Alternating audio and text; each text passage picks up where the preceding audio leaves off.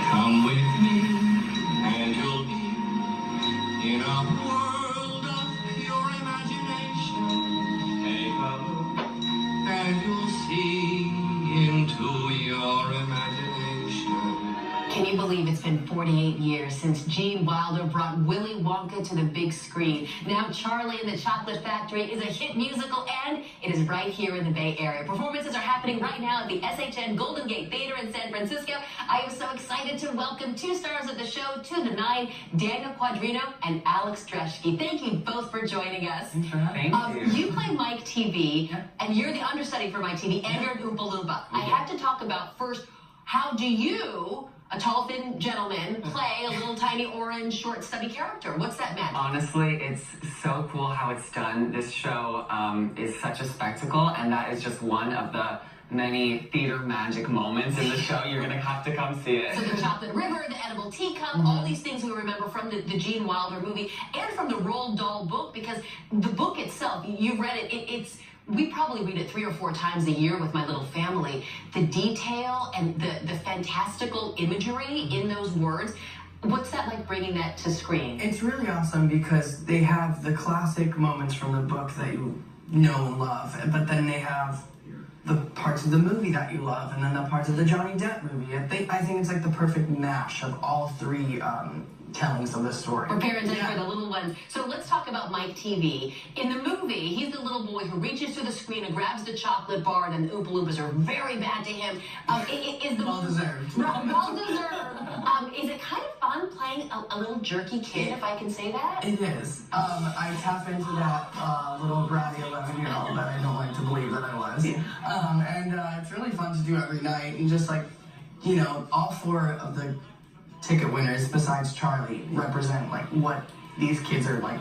They're so bad, and it kind of illustrates Charlie as such an innocent child, and it's all to watch Charlie win. Charlie exciting. is a lamb. He is an angel among these horrible children. And you know, I talked about the book, and there's one line in the Roald Dahl book, came out back in 1964, and it's where he's setting up, you know, the 4 grandparents of Charlie are all in the same bed, and they have a miserable life, poverty, no happiness. But when Charlie comes home from school every day, the line says they all perked up for how they love that little boy. Charlie is the light of this story that I would like to think really is all about love. I completely agree that the show is all about love, and it's all about watching an underdog succeed. Right. And you want Charlie to, I mean, first that he wins the golden ticket, and then that he's the only child standing at the end. Can we talk a little bit about another theme of the show, and that is greed, and how greed is not rewarded in your show? Do you think that can apply to any, you know, larger aspects of life? Do you focus on that at all? Sure, yeah. Yeah, I mean, there's like a lot of morals in this show, and yeah, well, I don't know. What do you think? Well, I feel like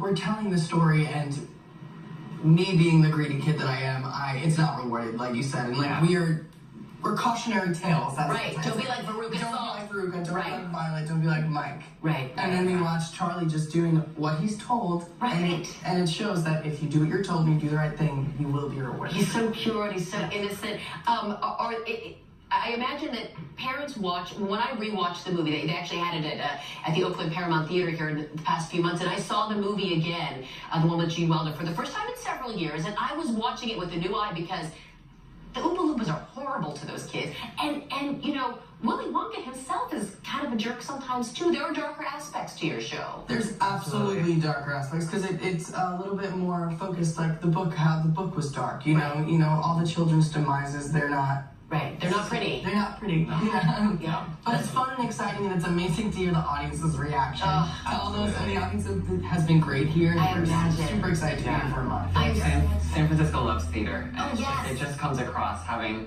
that reaction every night.